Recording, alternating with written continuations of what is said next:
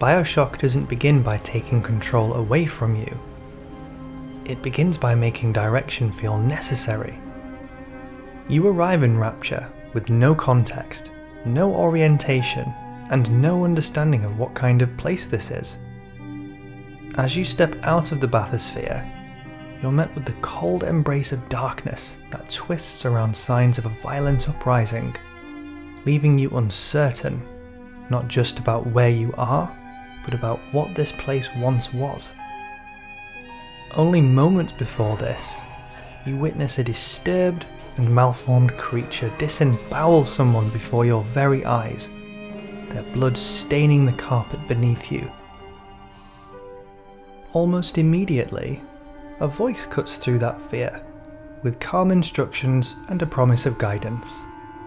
That voice introduces itself as Atlas. In a place that feels so impossible and oppressive, listening to him feels like the only way to survive. You're usually underpowered, always outnumbered, and often surrounded by pools of blood. In these situations, his instructions feel less like authority to govern you, and more like relief to comfort you. He seems to know about this place, its systems, its dangers, its logic, in ways you don't yet. BioShock gives you time to settle into the comfort of Atlas's voice, to let it become the reliable thread through an environment designed to disorient you. You lean into that comfort more and more, taking his advice to help you get to the next area and how to approach the splices. The reliance slowly starts to feel natural, but that trust is engineered. There's a pattern embedded in it, one you won't recognize until it's already done its work.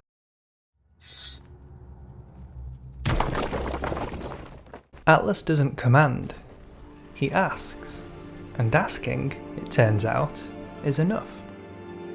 The requests are mundane. Grab a key, flip a switch, kill something, go somewhere. You follow his instructions, and the world responds by opening itself to you. You gain new tools to move through the horror of the medical pavilion, and locked doors slide open in Neptune's bounty. But following his guidance doesn't just help you move from point A to point B, it also makes combat encounters easier. Early on, Atlas advises you to shock enemies that stand in water, precisely as you encounter a group of splicers standing in a large puddle. They all die instantly, so you're more likely to do it again. And you do, partly because it's effective, partly because ammo scarcity later in the game makes environmental kills functionally necessary. The reward and constraints work together. The game reinforces this consistently. Plasmid and weapon combinations that maximize damage. Environmental hazards that thin crowds. Security systems flipped to work in your favor. Every approach Atlas suggests pays off. Throughout the game, you consistently find that doing what Atlas says makes your life easier. So it develops into a pattern, one that works so reliably that your constant obedience never feels like you're submitting to him. Instead, it feels like competence. You feel strong when defeating a Big Daddy faster with the electricity and shotgun combination, and smart when manipulating a turret to take out splicers without having to pull the trigger yourself. This structure feels very natural because it isn't unique to BioShock. It reflects how other video games condition you. When you threw and caught the Leviathan axe in God of War for the first time, it felt good. The DualShock loudly rumbled, and the first Draugr was immediately knocked back. It rewarded you for following the instruction on screen, by making you feel like you were holding something truly powerful in your hands. So you probably threw it again, and again, and again. Eventually, something that was once an instruction becomes second nature. This is what makes the conditioning effective. Once obedience has been repeatedly proven to be the fastest path to competence, the game no longer needs to shout instructions. Atlas can drop his voice to a calm suggestion, and you still move exactly as he expects, because that movement now feels like your own instinct, your own skill, your own hard-won mastery over Rapture's hostility. The line between being guided and simply knowing the right thing to do has quietly disappeared. What makes the conditioning so insidious is that BioShock never forces you to surrender control outright. Instead, it carefully preserves the feeling of personal agency inside the narrow corridor it has already carved for you.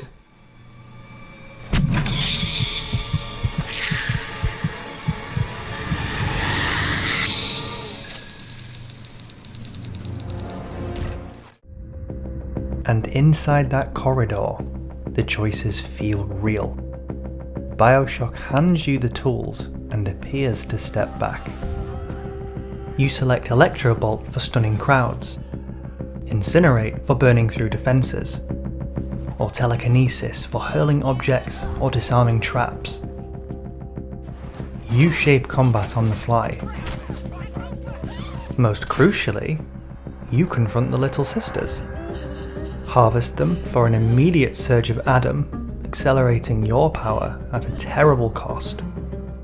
Or rescue them, sacrificing immediate power for what the game frames as the morally correct path. The decision carries weight. It alters the texture of progression. It feels moral because the game frames it that way, a child's fate hanging on your impulse. Yet, every path still feeds the same system. Adam remains the currency of survival and growth. Rescuing yields gifts that balance the scales over time. Harvesting grants speed, but no true escape from the grind. The system rewards engagement either way. Your choice personalizes the journey without ever derailing the destination. This illusion of depth is deliberate.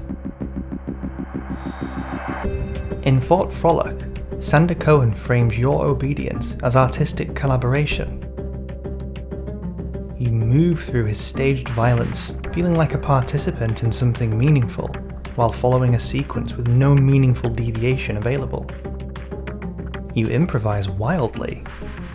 You dodge, flank, experiment, fail, adapt. The moment-to-moment chaos belongs to you, but the corridor narrows at every gate. Progress unlocks only after the scripted objective falls. You decide how the violence unfolds, rarely whether it must. As long as the outcome feels like your handiwork, the underlying direction stays invisible. Choice doesn't disrupt obedience, it decorates it. You express yourself inside the machine without ever threatening its design. On the surface you're choosing. Beneath, the rails were laid long before you arrived. And BioShock eventually gives that quiet structure a voice. A phrase threaded through every gentle nudge you've followed. Would you kindly get this? Would you kindly find that? Would you kindly find it? Would you kindly find it? Would you kindly get this? Would you kindly head to Ryan's office and kill the son of a bitch? The moment those words stand alone, stripped of their polite camouflage, the mask shatters.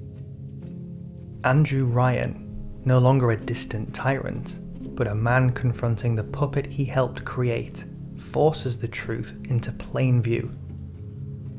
He repeats the phrase, "Your body obeys without hesitation." You sit, you stand, you run, and you swing the golf club until metal meets flesh. For the first time, control isn't wrapped in helpful nudges or rewarding feedback. It's naked, brutal, and absolute. Your hands move, but the will behind them belongs to someone else. The illusion doesn't just crack, it collapses in violence. Yet, when the cutscene ends and the game resumes, nothing about the loop has broken. Jack's obedience was chemically engineered, a post-hypnotic trigger embedded in his creation before he was ever aware of Rapture. Yours was built differently. Through every reward that followed, every correct action, every door that opened, every enemy that fell when you followed the pattern. 2 different mechanisms arriving at the same place. That's what makes the reveal land with such precision. It doesn't just expose Jack's conditioning, it implicates yours. When you see a little sister in Olympus Heights, you're automatically thinking about Adam. When the on-screen arrow directs you through Apollo Square, you're moving with intent and the objective still pulls you forward like gravity. Everything that rewarded you before the reveal continues to reward you after it. That's the quiet horror that outlasts the shock of one of gaming's greatest twists. The trigger phrase was literal mind control, a command embedded in your very creation. But the reflex to follow direction, to chase progress, to equate obedience with competence, that was already there. It was trained through every locked door that opened, every Big Daddy that fell faster when you did exactly what was suggested. Long before the words were spoken aloud, you'd accepted Rapture's rules. Follow the arrow, hoard Adam, and trust the voice that kept you alive. You question systems that punish you. A failed hack that cascades into a death loop, something that didn't feel fair. But the systems that reward you, you embrace without hesitation. The rush of mastery as you watch a group of splicers fry in a puddle you electrified. That moment doesn't prompt scrutiny, it prompts repetition. Consistent reinforcement builds habits more durably than we recognise. Every time the puddle trick worked, every time Atlas's suggested approach paid off, the behaviour was being cemented. Not because you were being told to repeat it, but because repetition felt like mastery. By the time the reveal arrives, those habits don't need a trigger phrase to sustain them. They sustain themselves. Even the most decisive intervention doesn't reach that deep. Lot 192 removes the trigger, but it was only ever designed to. The patterns beneath it, following the arrow, trusting the voice, equating obedience with competence, were never Fontaine's to remove. Would you kindly didn't make you obedient, it just said it out loud. The obedience was already yours, not planted by Fontaine, not written into Jack's creation, but accumulated.